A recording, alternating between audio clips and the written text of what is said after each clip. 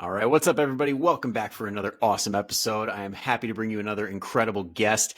This week we have Ryan Kassim in the house. I met him at Real Coaches Summit. He's a cool dude. He's good people. And he also just happens to be a no bullshit strength and nutrition coach. He's appeared on NBC. He's the host of These Little Moments podcast and a proud mama's boy and pizza connoisseur and dessert lover. So we're going to have one hell of a conversation. Ryan, welcome to the show. Wow. I just need to I just bring you everywhere I go. I am so down to just be an on-demand hype man. I don't think I could go through life now knowing that's what you just did is possible. I dare you to do that on your next episode. Entering the room. We talked briefly about me being a jester for you on the show, but I think I need you, man. I'm all for it, man. If I'm not hyped to have you on, why would I bring anybody on? I got to be excited. I love it. That's amazing. Well, thank you. Thank you. Good to be here. Thank you very much. Yeah. Play cool, man. You got this. That's right. I can't, man. My ego's too big now. That's how I like it. Butter you up and then let you go. That's right. So, there you go. So for anybody listening right now, their first impression is, who the hell is Ryan Kassim? Mm-hmm. What would you tell them? What got you into this space? What's your starter, your origin story? And then we'll take it from there. Mm-hmm. Yeah, I do love a good origin story. I would say, so you nailed it. So I'm a big mama's boy, born and raised. Grew up in a small town, Connecticut, and I found my love for fitness through one of my mentors, he was 65 years old at the time in high school, and he would just kick my ass every workout, get me ready for football season, and also just the kindest person ever. So he would, train me 3 days a week. After every workout, he'd hand me an orange, say, how was that for an old man workout? And it was really the first time I was introduced to giving without getting any return. He was just that first person for me that was just kindness. And for years he just trained me, and it was such a beautiful thing. So he gave me such a great starting foundation on training and performance and all these things. And that was my catalyst for getting into health and fitness. And then, I really sort of over time developed what I really wanted to focus on. I went through a lot of my own rock bottoms in terms of my mental health, and it allowed me to create that switch to say okay, health isn't just how much I can bench press or how much I can, how many crunches I could do. It's how's my mindset? How is the way I'm living? How do I want to live? And how does my metabolic health come into that? So it's allowed me to, from a coaching perspective, to focus on mindset, metabolic health, and manner of living, and how we can merge all those things together to live life sooner. So that's my elevated speech for you. Gotcha. Well, I mean, I don't know. I got to call bullshit. I feel like abs fix everything. Isn't that basically what we're going after? We just want to look a certain way and everything falls into place. So don't get me wrong. You can look at my Snapchat history. Okay, there was when I had some ripped abs, I was sending it to everyone. Oh yeah, those are in the bank forever. That's right. Everybody who's ever competed or gotten in ridiculous shape that's not sustainable has that corner of their phone where all of those photos are stored. Oh yes. And we can whip them out at a moment's notice. That's right. I prefer. I think I'm projecting when I am 63 and I'm at the gym and there's some young bucks there. I'm like, let me show you how I used to look. Right? Oh yeah, that's really what it's for. Is when we're that's grandparents, right. And we're I used to be strong in my day, and they're sure, right. Grandpa, and then we whip it out tell me now. That's I'm right. not bullshitting. Yeah, right. You weak kids, look at me. That's right. It's back in the day, everybody's back in high school, I used to lift this. We're that's the first generation that's going to be I've got video proof. That's right. Yeah, I have probably too many videos actually. Absolutely. But before we get too far off topic, now that is an incredible journey for yourself. I know there's probably so many things that we can unpack there. Now, before we do that, I'd like to talk a little bit about your star client that is all over your socials that has been going through his own journey. Guy's name is Warren. He is one hell of a golfer on the mini putt circuit. Yep. So what? I guess before we go into that, let's talk about the geriatric population that you work with. So Warren's Mm, one of them. What hmm kind of personnel do you work with along with your online clientele? Yeah. So my online clientele is very similar to yours. So, any age, pretty much from like I'd say like 30 to honestly like 70. Everybody. But Everyone, my one and all, come here. right, it's right. But my and we were just talking about this before we were started recording, but I really kind of fell into that geriatric population with the full-time online business because I was just really missing that in-person interaction, and it was starting to affect my own mental health, and just I moved to California. I didn't have any friends really, and it didn't get me out. So I was like, I need to get myself out there. And it kind of I did the old fashioned thing. I applied for a job online, and it was for a geriatric population at a senior home. And it's kind of one of those things. Like I was an in-person trainer for years, and I used to train all types of population, so I had familiarity with geriatric population. And it was just one of those things. Is I did not expect the riches I would gain from it, and I mean like the moral values I gained from it. So like, I train clients from 70 all the way up to my oldest client right now is 90 years old, who's Warren, who a lot of people know if they check out my social media. But I really got my start in there because I was in a kind of not a great place mentally. And it was one of those unexpected things where I didn't know I would gain all these values and moral lessons from working with this population specifically. So that's kind of how that fell into my lap, where it's just like I needed something for my own mental health, and who knew I was going to gain all these lessons and moral lessons like from that. Yeah, absolutely. I think we kind of take for granted the fact that in person has so many benefits. That's why I Mm, keep a handful of in person people, because it's like you need that personal touch. You need it to like kind of keep you sane. I think we all got a taste of it during COVID, where we're like, yeah, we need to be around people. right. Oh, And 1000%, dude. when it comes to those lessons, like that's another thing too that a lot of young trainers don't understand is like when you have clientele that are older than you can learn a lot. Oh my god, dude, it's crazy. It's honestly mind-blowing because I didn't know how many of the lessons I feel like in life like we learn lessons and then like we forget them a little bit along the way because we need to learn other things in that process. So it kind of gets backlogged. So I like the fact that I've had so many lessons that I've like almost relearned and reheard has been amazing. And also like brand new ones. But like, I think like for one example, I have this client, we call him coach because he was a coach for years. And he's like late 70s, early 80s. And, his big goal, he's like, he just wants to get up and out of a chair. Right. And I was just talking to him one day. And, at the time I was contemplating playing sports again, like, intramural. So I was like, I think this would be a good way to put, make friends and put myself out there. And also like, I was just kind of missing like that team environment and all that stuff. And he kind of just like looks me dead in the eye and he just goes, do it. You go and like very simply, he goes, do it because one day you might be like me and struggle getting out of a chair. And I signed up for like 4 sports the next day, like literally. So it was that reminder that like, hey, your youth is finite. What your body can do is finite. Obviously, as coaches, our job is to improve our quality of health as long as possible. But like, there is a limit to what your body can do like at certain ages, right? Like I'm probably not going to be sprinting at 90 years old, right? Like so, or jumping or all these things. So it's like, I need to take control of my youth right now. I need to take control of my wants and put myself out there and not think about it anymore. Just do it. And like that simple advice from coach, like it just catapulted me into like just, hey, like if this is what I want to do, if this feels good, if this can help me make friends, if this is going to get me back into sports, like just do it.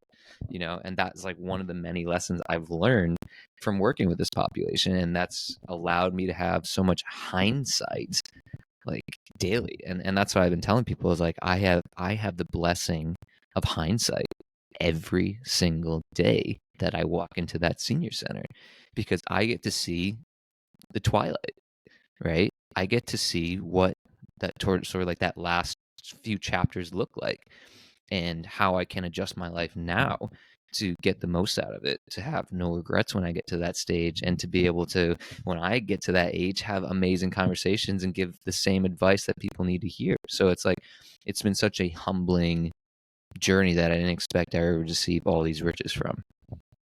Yeah. And it's great that you said that, because I think that's one of the things that as trainers we have the luxury of, is learning from these people and their experiences and what their like next chapter is. Because I know Mm, you and me work a lot with that 30-40 population, and we're mm-hmm, talking to them on the phone or messaging them, and we see their habits, and we're like, I have somebody in mind that you're going to end up like, and that could be a good or a bad thing. mm-hmm. Yeah, And absolutely. we just know, like, hey, we got to get a hold of this. But it's kind of hard to grasp that if you don't Mm. see these types of people that like have been through it and been 20-30 years down the path. Why, I mean, dude, that's why I have such a, like, that's why I tell my clients, like, my goal is to get you to live life sooner. Because one, like, my own journey, I've been down that road where like my mental health was not in a good place. And, I called those like zombie years, where I basically was just kind of like going autopilot, not really, pursuing anything in my life, like kind of just living through the motions, right? Going through the motions.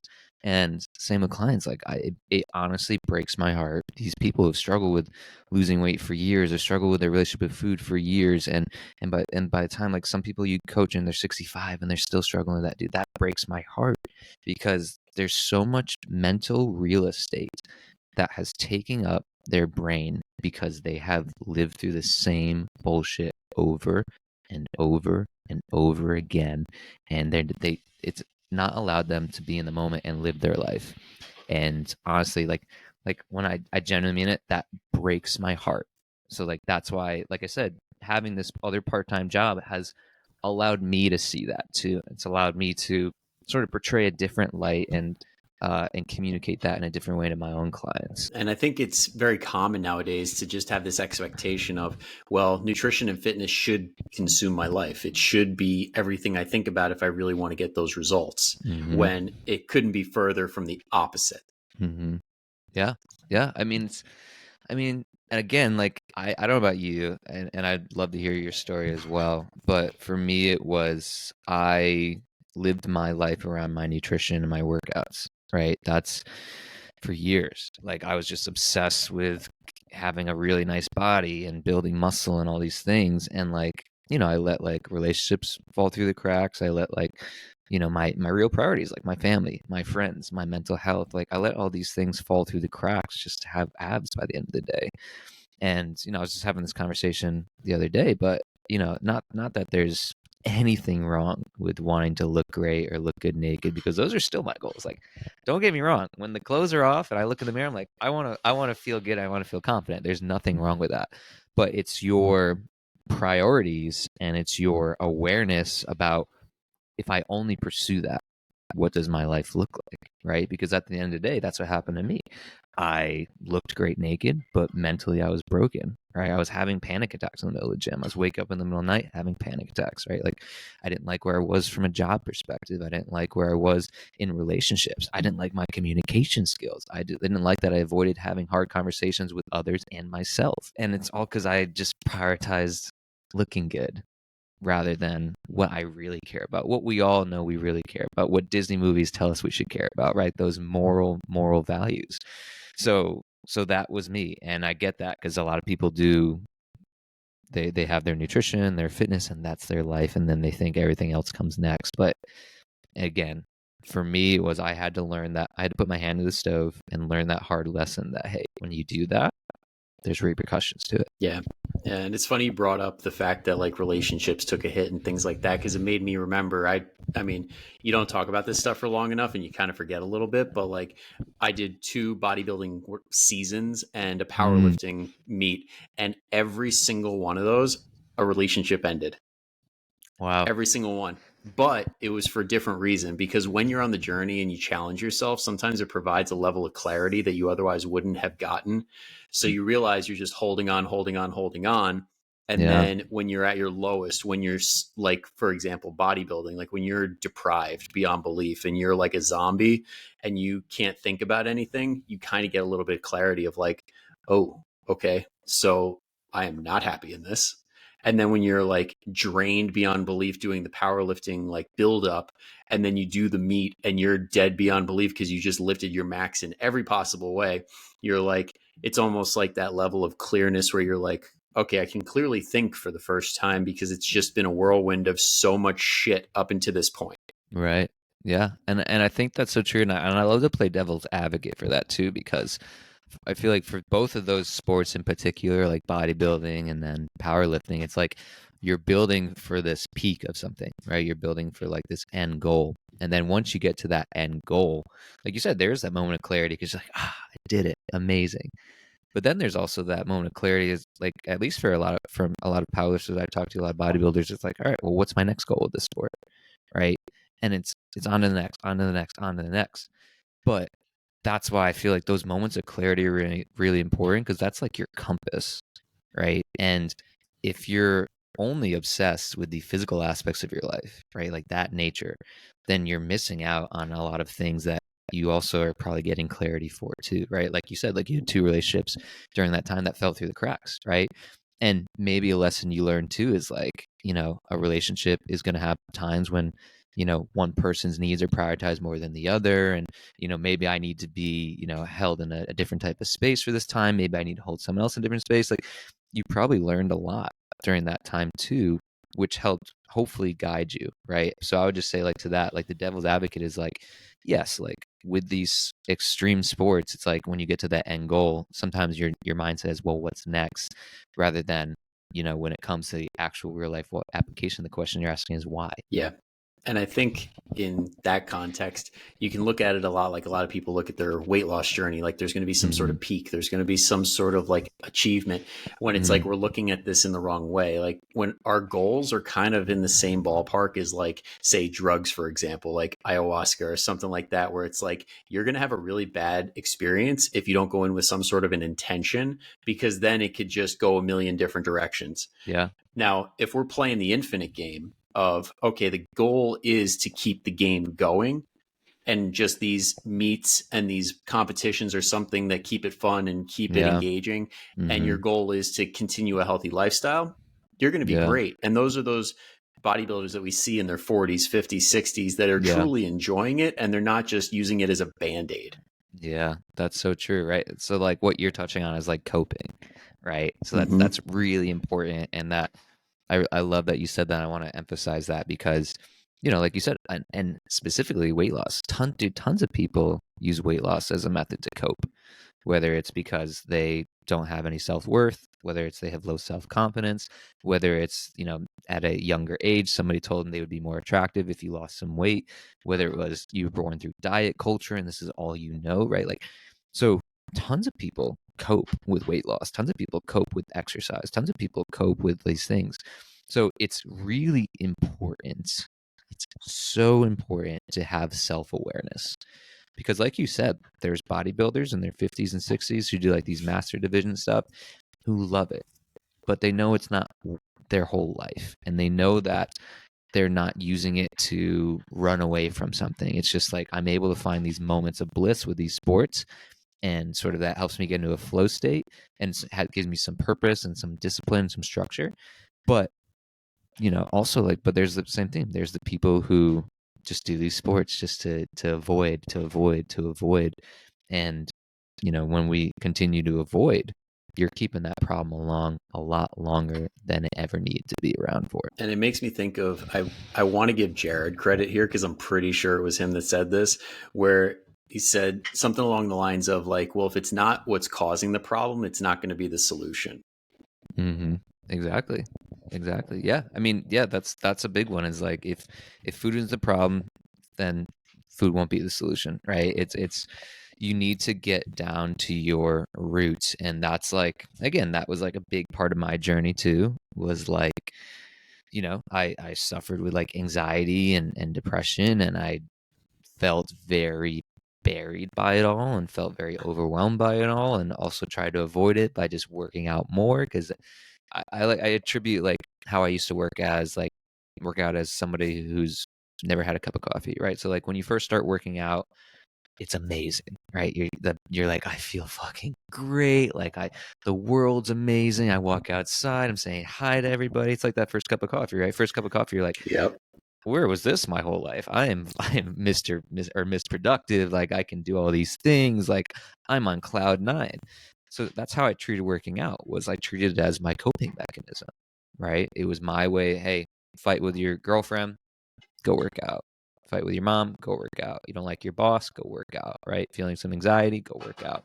And what happened was I started to break down physically because of my mental avoidance. Because I was coping so hard with my physical performance, I started to break down mentally. And that caused me to physically break down, right? Like it started affecting my sleep. It started affecting, how I would communicate with others, right? Like I said, to the point where I was having literal panic attacks in the gym. So I had the rock bottom moment to learn that I can't continue to use exercise as my way of coping because now it's fucked, right? Like my whole way of stress relief is screwed because I never found any other ways to work through my emotions, to identify, create awareness, right?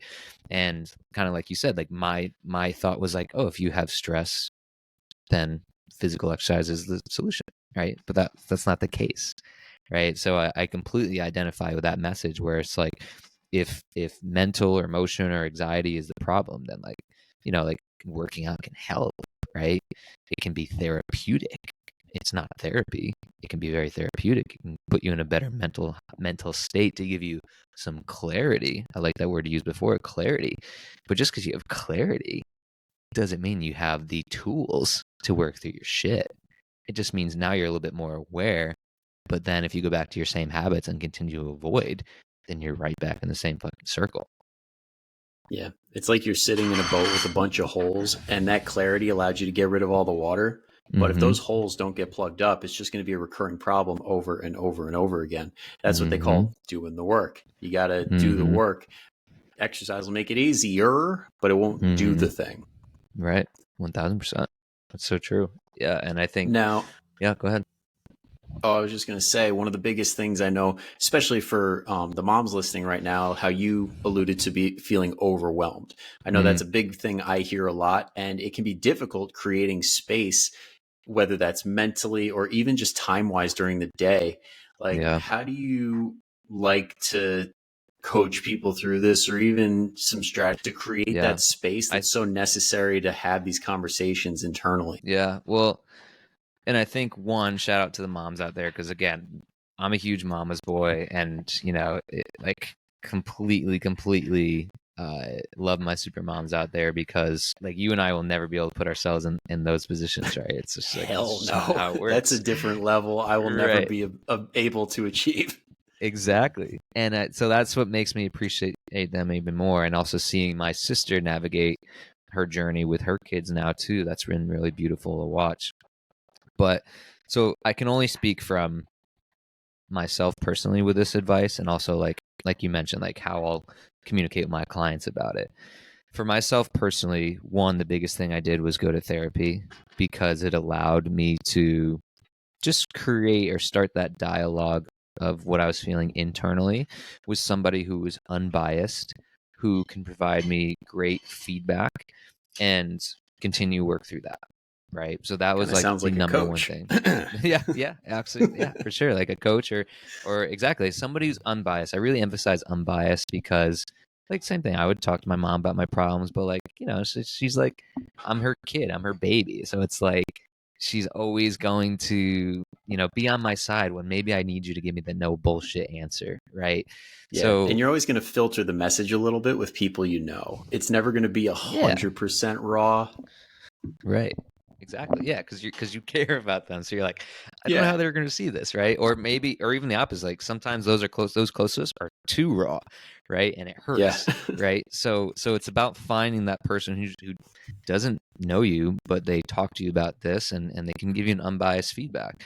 The other thing that helped me tremendously was I would say meditation. And this is probably the, it's so funny because I can just I had a client who was training for a marathon, and it was the funniest thing because she struggled with stress eating, emotional eating, and feeling overwhelmed. And she was training for a marathon, and she would literally, I'd give her like some meditation homework, and she was like, I would rather run 10 miles than sit with myself for 2 minutes. And I go, yeah, do we see how that can be an issue, right? Like, so it's like the funniest thing. It's like people would much rather run 10 fucking miles than sit with themselves for 2-3 minutes at a time, right? And I think And that's that how you in know that's what you should be doing. for sure. And I think we all know that too. It's just like the uncomfortability that we all sort of face or gets thrown in our face. And when we see that, again, you and I just talked about coping and avoidance. That's what we do. We cope, we avoid all that. So meditation was huge for me because, again, and starting when I started meditating, I was like, this isn't for me. I can't sit still. My thoughts don't stop. It's like, blah, blah. It's like, yeah, that's what's supposed to happen. It's like that's actually what your expectations should be when you actually start sitting with yourself and meditating, is that you should expect your thoughts to go a mile a minute. It's just like at the end of every day when I hear people say like, oh, as soon as I lay in bed, like my mind doesn't stop. It's like, yeah, no shit. Because that's the first time all day you've sat in silence and didn't have anything to distract you with, right?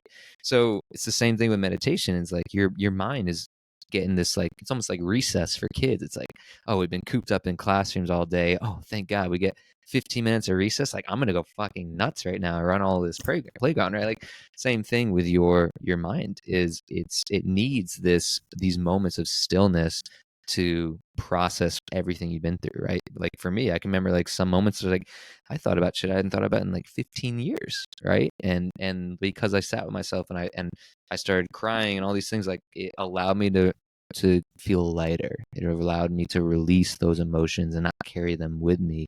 And that was maybe why I would binge eat when in the past, maybe that was why I was emotionally eating, right? But I would have never discovered that if I never just sat myself for like 3 to 5 minutes, right? So meditation is a huge thing. Journaling was another big thing for me. And I think the same thing. A lot of people are like, well, I'm not a good writer. It's like, fuck, you don't have to be a good writer. It's fucking your notebook. It's your journal. Nobody's expecting you to be, like an amazing author, right? You could literally Yeah, just write about unless you're your morning. publishing it, who gives a Right, shit? exactly. You don't have to be an amazing writer. You just have to write what you're feeling or like what you're seeing, right? Like too many people I think get caught up like, well, what should I write about? It's like, write about the environment you're in right now and then see how that starts translating. Like start recapping how your day went, like all the interactions that you had, right? And it's putting that pen to paper and that's another moment of silence, right? And feeling those thoughts and writing down those thoughts, and you'd be amazed what comes out, dude. Like sometimes I would sit down and I'd just start writing poetry. I'm like, well, that felt pretty fucking good. Like, cool. Like, didn't know that was in me, but here we are, right? Like, so you'd be amazed, like, what starts to come out as you're journaling. And I think, again, don't put any expectations what needs to come out. Just start and start jotting down some notes about your life, right? So journaling was a huge one for me. I'd also say going for walks, like I call them like my mental health walkies. So it's like, going for one walk a day. I like to go towards the end of the day just so I can really like process and unwind my shit. I actually did a monastery retreat like a month or two ago, and it was really powerful. So it's basically like you spend the day with monks, and they kind of like walk you through their day and like their routines and habits. And it was so eye-opening because the first thing we did was we did a mindful walk, right? And that was literally like, so at no time do you have your phone on you or anything like that. But what they tell you is like, so often when we're walking, it's like we're beating the earth with our feet, right? Like we're just trying to move quick, move fast, like just move and get to a destination. But they're just like, you want to almost like treat the earth with kindness with every step, right? So you're going like heel toe and you're kissing the earth with your feet. And, That's going to be a so little bit rough for us Northeasterners. The you're speed telling walk me, the baby. whole way. You're telling me. I lived, born and raised Connecticut, and lived in New York for 3 years, so I fucking get it. So, but it is hard, and that is again like every reason why you should try it, right? Because you're so ingrained to like move, get somewhere quick, like get to your destination. But when you're just like doing a walk for yourself, like there's no destination. right? Like you might know where you're going or know you're ending up back at your house, but like as you're walking, there doesn't need to be like a purpose or like a speed, right? It just has to be like, this is my moment to unwind. So, like, being mindful of your pace, being mindful of the ground that you're touching, right? Being mindful of your feet as you move, right? The whole thing is just trying to contextualize all the things you're feeling while we typically ignore, right? So typically we're in our heads so much, we ignore like what's actually going on, right? So it creates this really direct link with your body, right? So they were like, all right, so do this, right? So don't kill the earth with your feet. And the other thing that really stuck with me too, which was really tangible, was she was just like, if I can't hear the birds as I'm walking, then I know that I'm in my head too much, right? So that's like a little cue for me as I'm walking now. It's like, oh, like let me listen, right? So listening to your environment, listening to the sounds around you, that's another way to create more mindfulness, right? Get yourself out of your head and into the world and be present. So we started with mindfulness walking, which was really amazing. And then we went into this lunch. And this lunch was it was crazy. I mean, it's delicious pho that they made. And but they start the lunch with 10 minutes of silence, right? So you're literally eating your food in silence.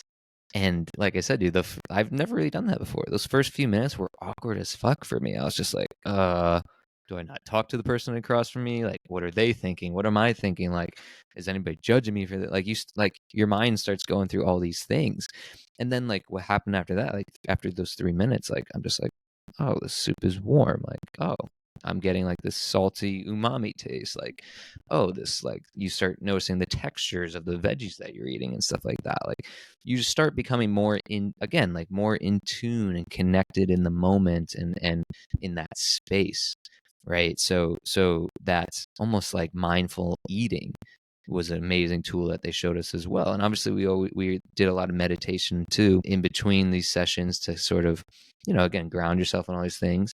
And the other thing I really like too is they had like these mantras, right? So it'd be like, like happiness or like smile or breathe, right? They had like these words all over their monastery to as reminders, right? As reminders to breathe, which is such a simple thing because our bodies do without us even knowing. But when I focus on my breath, it puts me more into a parasympathetic state and I become more relaxed, more, you know, unwind, and I'm able to act better. I'm able to communicate better.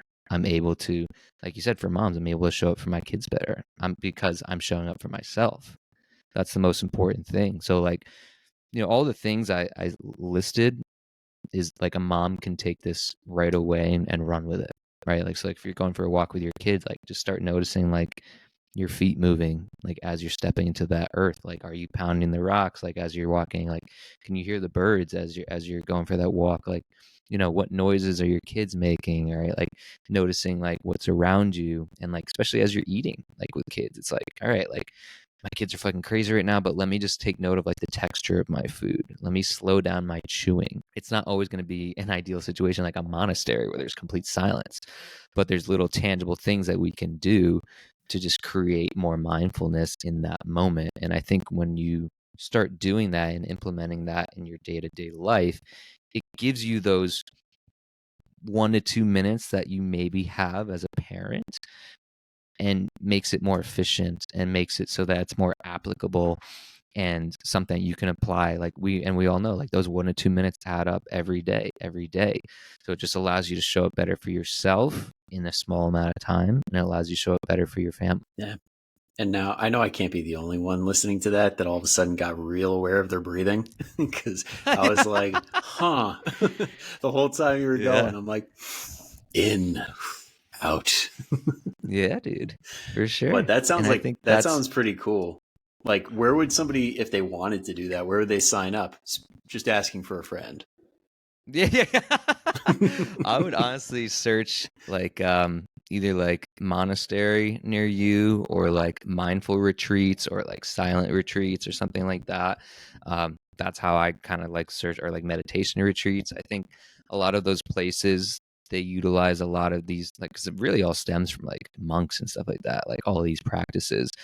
So a lot of these retreats will implement a lot of these techniques and stuff like that. So I would say, like, give that a Google, and you'll probably find something in your area, or not too far, that you can. And like, it's such a welcoming community that, like, at least near me in California, there's a few of them, and they held events all the time that are free that you can just go to. So it was one of those things where I'm very happy I did it, because it gave me a lot of tools and awareness and how to apply that for my clients and myself when it comes to like nutrition fitness. Well, I'm definitely going to be Googling that as soon as we're done here. Now, to bring it back to one of the things that you were talking about, like when it came to the journaling aspect, I wanted to bring the conversation back there, because I know how you said, like, when you write stuff down, all of a sudden stuff that you didn't know was in there all of a sudden comes out. And I think a lot of people kind of just get stuck in what they view as their outside identity. This is the person that I am, who I have to show up as all the time. And this is like my label that I wear across my chest. And if I deviate from that, it's a little bit scary, and I don't like that. And I don't know how other people are going to look at me. Like, I'd love to just go down the rabbit hole on labels and identities, because it feels like a lot of people do suffer with that. Like, they kind of almost like pigeonhole themselves into who they think they should be. Yeah.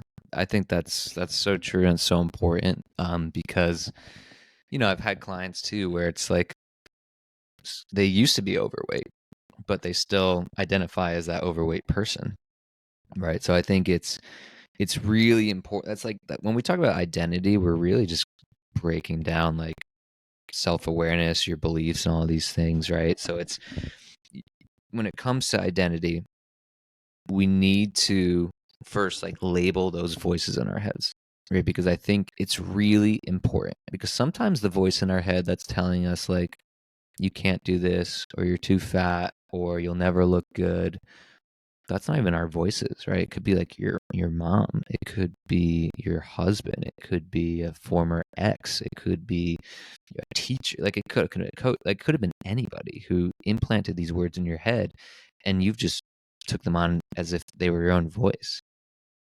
So I would say, one, like, start labeling these voices in your head. And when you're able to label, like, oh, that's actually my mom who said that. That's not me. I think I could do this shit. I know I could do this shit. My mom didn't think I could. I know I can, because I want this. I do want this, right? So label those voices in your head. I think labeling is a very powerful tool. I also would challenge you, because identity, like, let's not like, I'm making it sound simple, but it's really fucking hard, right? Because it's years and years and years and years that you built on this facade of who you perceive yourself to be, right? And we always think like identity, like, I'm a mother, I'm a chef, I'm a police officer. Like, we label like our careers and like our family life as who we are, but that's really not who we are, right? Like, when you love somebody, it's not because like you're a mom, it's because I love the qualities that you have, I love your emotions, I love everything that makes you you, right? So when it comes to your identity, and I like that's where you kind of led it, was like, it's, don't pigeon yourself here saying like, I am a binge eater, I am someone who's always going to be overweight, I am somebody who will never get through this because I have 10 kids and I can't fucking lose this weight. It's like, you won't, because that's how you perceive yourself, right? Whereas if you start looking at these thoughts and these feelings, all these things, as opportunities, so like, say, like, I used to struggle with binge eating, but now I'm going through the opportunity of becoming somebody who has a great relationship with food, right? So you have to change the narrative, right? And that all starts like with the thought process. A lot of the stuff that people can't hear audibly, it's because it's all going on in your head. So you have to start that thought process in your head. And like you said, like, journaling is a great way to start doing that. Labeling the voices in your head is a great way to start doing that, so that you can leave all that bullshit behind. That, like you said, like, if that's not even my voice, I don't want to carry that with me, right? Or I can at least label like, no, that was my mom, that's not me. I know who I am, what I want, and I know I can achieve this. So it's a really powerful thing when you can start tapping into those narratives, those thought processes, and start to pull out all the bullshit and be left with the things that you know who you are and the qualities that you have and your self-worth. I think we often talk about like confidence when it comes to like weight loss. Like a lot of people like to lose weight because they think they're going to give them confidence. Like, and yes, it will. Like one way to look at confidence is like it's the TV on the wall in your house. It's the painting on your wall in the house. It's the mirror. It's the little like let go and let God art in your bathroom. Like it's all like the things on our house hanging on the walls. That's confidence, right? But self-worth is the foundation of your house. That's what's holding up all these fucking things hanging on your wall. And so many people have such low self-worth. So self-worth is like your perception of your potential, right? Like your belief in your ability to achieve something. And so many people try to wrap weight loss and dieting in a bow and think that's what my worth is. But what you're really doing is you're just perpetuating shame and guilt, right? So what we need to focus on is your perception of what you can achieve, right? And not just focusing on the weight loss aspect, because we all know, like, yeah, if I lose some weight, that can give me some confidence, or I can look better, like feel good, move better. Cool, that's amazing. But if you don't really believe that you can make these changes, even when you get there, you're not going to be able to hold on to it, because you're always going to think, I'm just going to go backwards. I'm just going to gain this weight back. I'm just going to rebound. It's just temporary. Like, again, talking about narratives, we're talking about repeated, thinking patterns, all these things.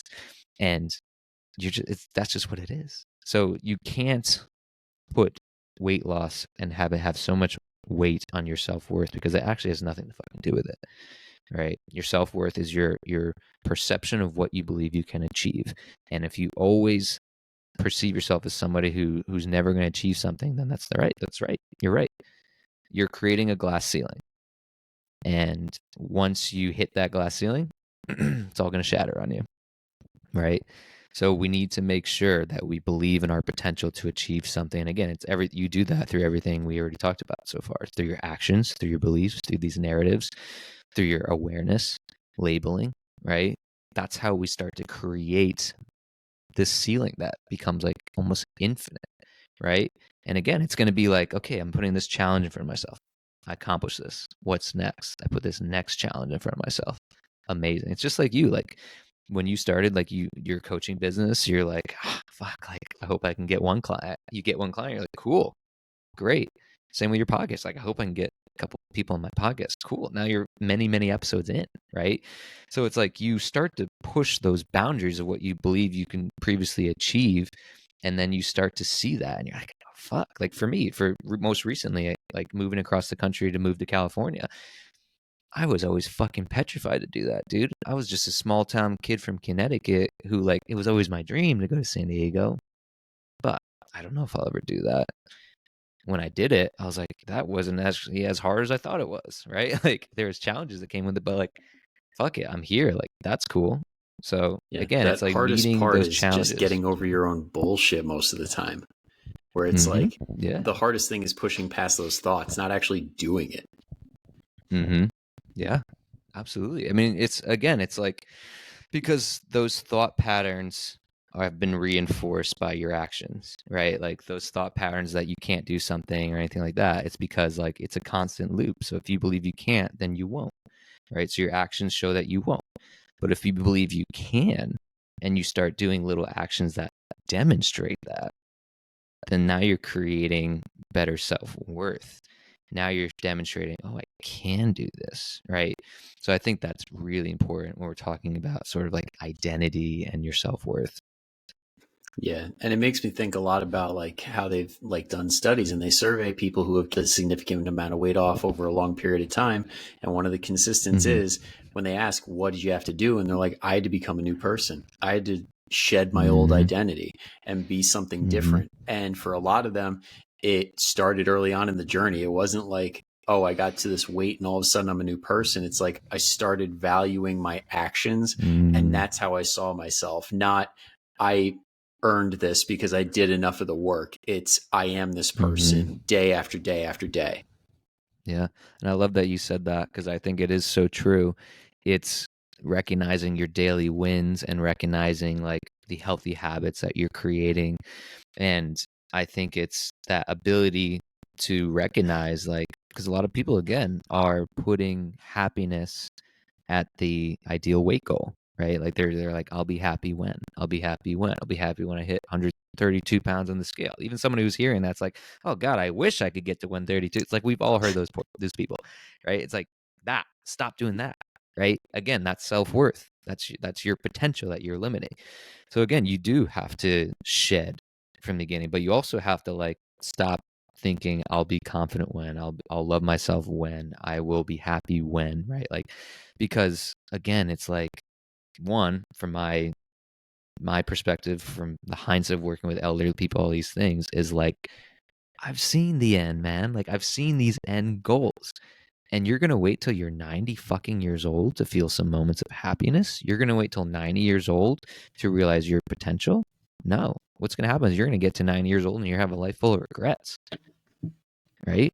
Yeah. And Well, the funniest thing is, like, we wouldn't want that for anyone else, but for whatever reason, it's totally okay for us to go about our life like that, to talk to ourselves like that. And again, I think that is the importance of, being able to shed that former identity in order to create a new one, and sort of like reverse engineer what that person looks like, what that person does, like their ideologies, their beliefs, right? Like how they speak to themselves, how they speak to others, like mapping out what your day looks like from sun up to sundown. Like, I think that's really what it takes in order for you to get to the person you actually want to become. yeah, that is powerful, especially the whole I'll be happy when, because I know a lot of people are stuck in that cycle. I know when I was at Raise the Bar, Molly Galbraith brought up a good example, and I don't remember if it was her mom or somebody she was working with, but basically they like, or no, it was her sister. She died prematurely, like in her 40s.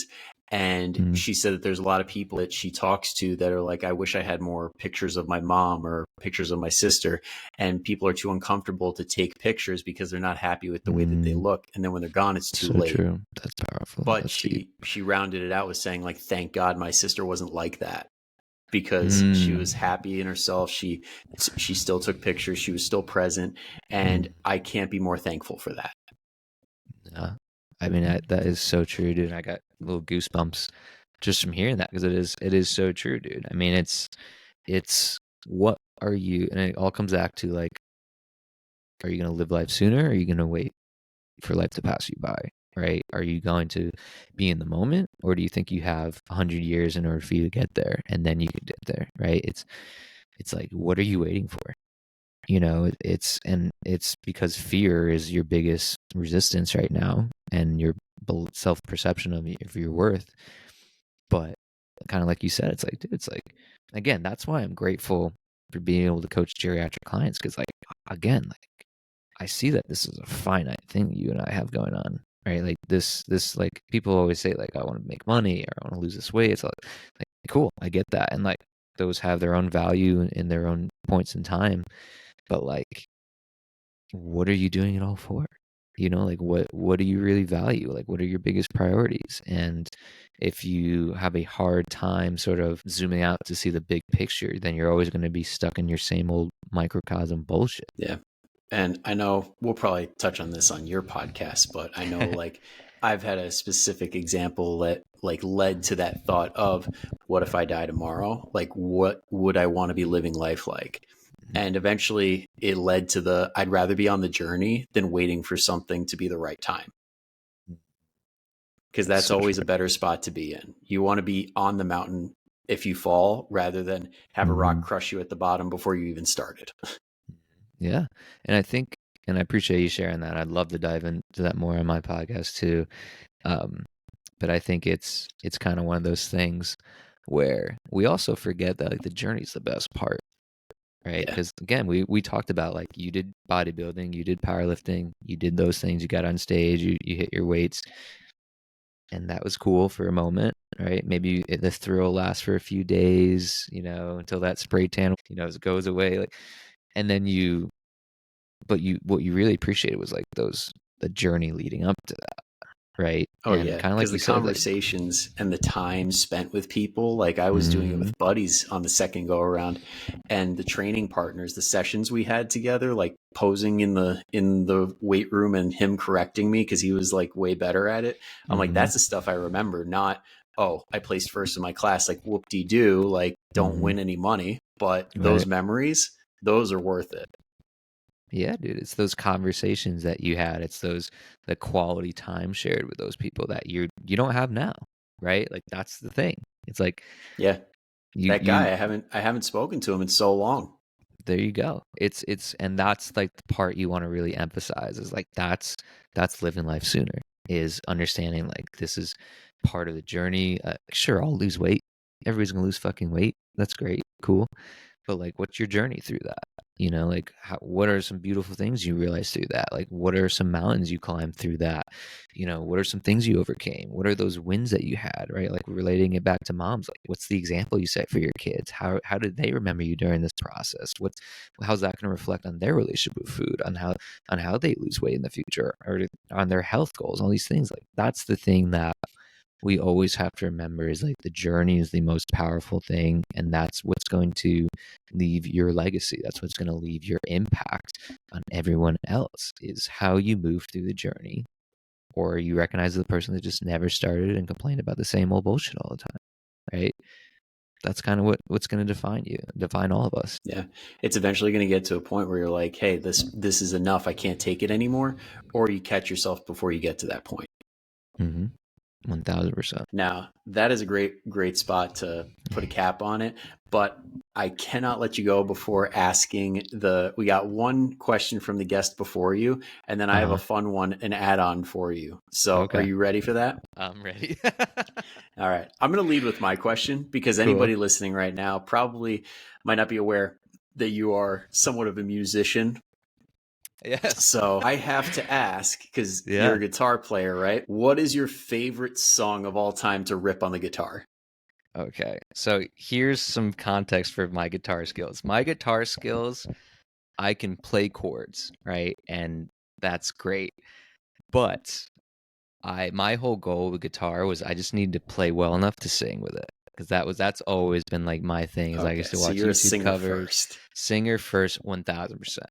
And I always laugh so hard because people who pick up my guitar who are nasty guitar players and they rip on it and they do things I've never done to it before. It's like I'm just like, wow, like I feel so bad for my guitar because you can play, baby. It's like but for me it's It is always not just living up been to its like potential.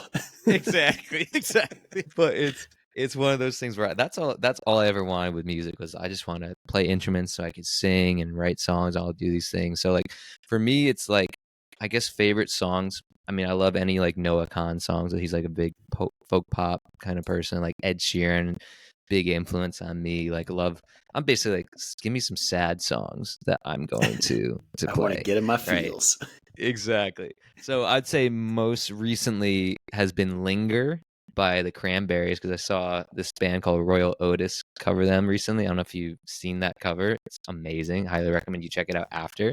So I was just playing that today, was Linger.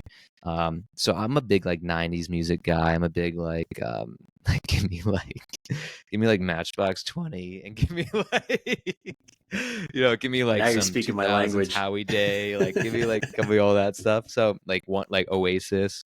Um so I'm a big like singer-songwriter person. So I would say like most recently song I'm playing is Linger by the Cranberries, but like you give me any sad tune and I'm a happy man. I'm gonna get PRs in the gym. If you get me close to crying, I'm lifting them weights like a motherfucker. Like that's just how Hey, I've always like whatever scratches the itch, whatever gets you going, that's that's all that matters. well, dude, I remember during when I used to play football in high school, like everybody's listening to like some hardcore metal stuff. I'm listening to like Jack Johnson, like Banana Pancakes, or like Taylor, and it's just like, but that's like it almost quieted my mind and helped me like just feel good, and like that's all I ever want from music is like just to feel good, and if I can feel my feels amazing and all these other things, like that's what I always appreciate about music. Gotcha. That just brought me back to high school days. My going thing with my coach was he'd be like, no curses. And I'd slip one in there, like the normal version, and be like, I don't know Yep. how it got in there. Oops. Oopsie. Like we're like lifting hardcore Right. grunting, and then down like we had weight room and PE as an option, so we'd be in the Cool. weight room lifting, and all the PE people would be like playing like badminton, hearing Yeah. like metal in the background, like, oh, Yep. they're doing some crazy stuff in there. Okay. That sounds scary. This is why I don't do weight room. That's Okay. right. Just trying to hit this what is it called? A coccyx? When it's called like you're hitting the It's something dirty sounding. I know it is. It's dirty. I knew it was dirty sound. I always laughed at it as a kid when you're playing badminton. So, yes. Yes. All right. Now, the next question. We on this show always leave a question for the next guest without knowing who it's going to be. Oh wow. So, this one comes from another RCS attendee. Did you get the chance to meet Phil? I don't think I did Phil get a chance to meet Dominguez? Phil. I didn't Okay, know. cool. Awesome dude. He's another good one. You guys definitely should connect. Cool. But he asks, what's the biggest challenge you face right now, and how are you trying to overcome it? What's the biggest challenge I've faced right now? Yeah, you're currently facing. Well, I can give you one that I just overcame. And again, I'm a very vulnerable, candid person. So for me is I just got out of a long-term relationship about 4, almost 5 weeks ago. So very, very fresh, very, very, very new. So for me, the challenge was that I wasn't listening to my gut and listening to my intuition. That was kind of telling me like, this thing, you don't see it as a future. It's not going in the direction that maybe you wanted it to, and kind of like my gut was just telling me. And this is something again, very candid, very vulnerable. Like I'm talking to you as if we're off the air right now. Like that's just how I roll. So basically, I spent basically 2 years with gut health problems because I was under so much stress from not just that relationship, but like business and other life and moving across the country.